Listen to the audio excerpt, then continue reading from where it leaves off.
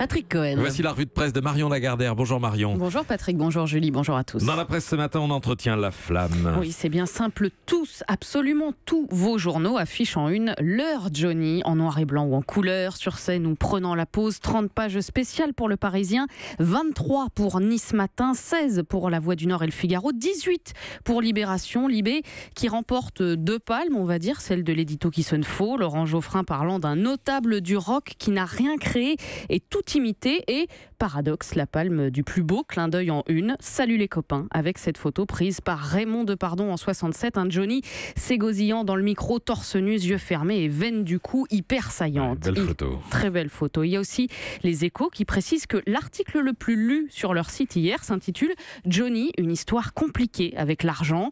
L'Opinion qui publie un dessin de CAC représentant le chanteur allumant le feu sur France Télévisions. Cherchez pas, il n'y a pas de rapport.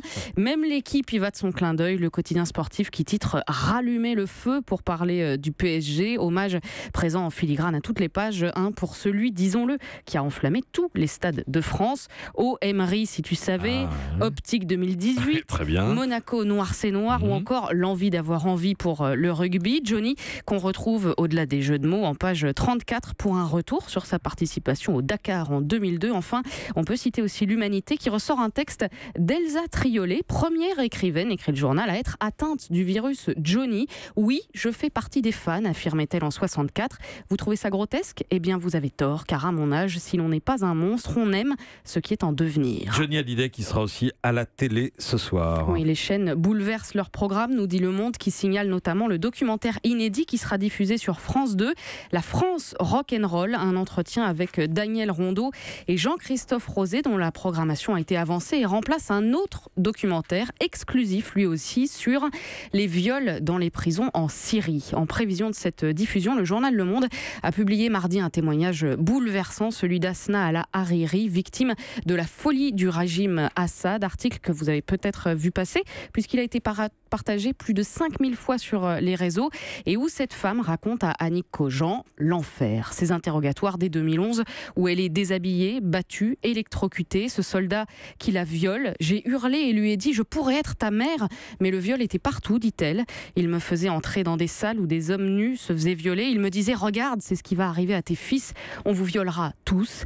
Il y a les hommes, il y a les femmes, de 13 à 55 ans, prises une par une, dit-elle, des viols quotidiens commis par 5 ou 10 hommes. Certaines en meurent, d'autres tombent enceintes et les bébés disparaissent. Alors qu'on ne me parle pas de l'ONU ni des droits de l'homme, lance-t-elle, ça n'existe pas, le monde nous a laissé tomber. Je veux qu'on sache jusqu'où Bachar el-Assad est allé dans l'horreur, et surtout je veux confondre ce despote et tous les salauds à sa solde, car ils seront jugés un jour, conclut Asna Al-Hariri. Je veux être la première à témoigner, c'est ça qui me tient debout. Un témoignage recueilli par Annick Cogent est disponible sur lemonde.fr. Si vous n'avez qu'un seul papier à lire cette semaine, lisez celui-ci. Vous ne regarderez plus jamais le régime de Bachar el-Assad de la même façon. Autre titre dans toute la presse ce matin, l'annonce faite par Donald Trump de déménager l'ambassade des États-Unis en Israël de Tel Aviv à Jérusalem. Et pour en parler, vos journaux utilisent quasi unanimement le champ lexical de l'incendie. Trump jette de l'huile sur le feu, écrit Jean-Dominique Merchet dans l'Opinion.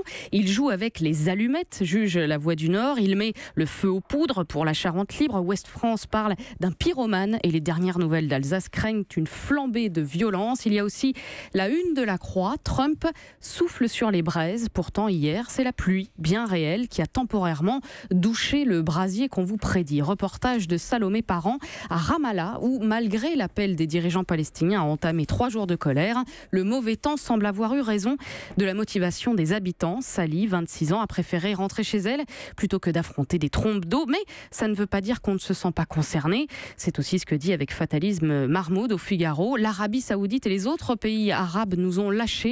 Hormis la Turquie, nous n'avons plus personne pour nous défendre, mais nous n'avons pas dit notre dernier mot. Notre peuple sera bien obligé de résister. En Israël, le quotidien Haaretz constate que les attentes des Palestiniens sont tellement basses que plus rien ne semble les choquer. Le journal qui qualifie l'annonce américaine de dramatique, mais qui est bien le seul. En une des autres quotidiens, Israël, Hayom et Yediot, on trouve par exemple ce même titre, Thank you, merci, président Trump. Enfin, il y a bien une couverture sur laquelle n'apparaissent ni Johnny, Mélanie ni Trump Oui. et qui fait parler d'elle depuis hier. Et c'est celle du magazine Time, l'hebdomadaire américain, qui sacre personnalité de l'année. Les Silence Breakers en couverture, 5 femmes qui ont brisé le silence. On parle des violences sexuelles mises en pleine lumière avec le mot-clé MeToo. Moi aussi, devenue Balance ton port en France. Il y a d'abord Ashley Judd, l'actrice par laquelle est venu le scandale Weinstein, mais aussi Taylor Swift, la chanteuse pop qui vient de gagner son procès pour harcèlement sexuel contre un DJ. Isabelle Pasquale, une ouvrière agricole qui a dévoilé les agressions qui se déroulent dans les champs.